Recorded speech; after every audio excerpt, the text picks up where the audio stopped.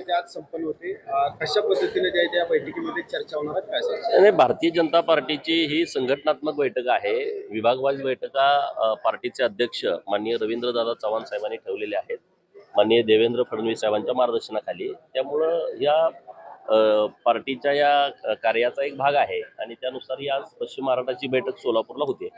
एकंदरीत पाहायला गेलं तर पश्चिम महाराष्ट्र हा राष्ट्रवादीचा जो आहे तो बालेकिल्ला मानला जातो. मात्र कुठेतरी होता पश्चिम होता महाराष्ट्रामध्ये जे आहे ते होता आता पूर्वी. आता भारतीय जनता पार्टीची ताकद तुम्ही बघताय, सर्व जिल्ह्यामध्ये प्रचंड ताकद वाढलेली आहे.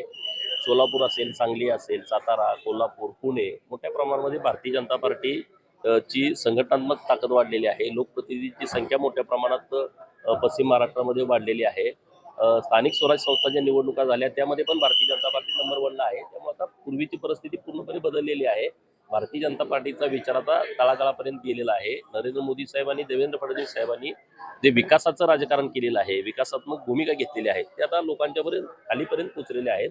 त्यामुळे आता भारतीय जनता पार्टीच्या पाठीमागं मोठ्या प्रमाणात पाठबळ लोकांनी उभा केलं आहे.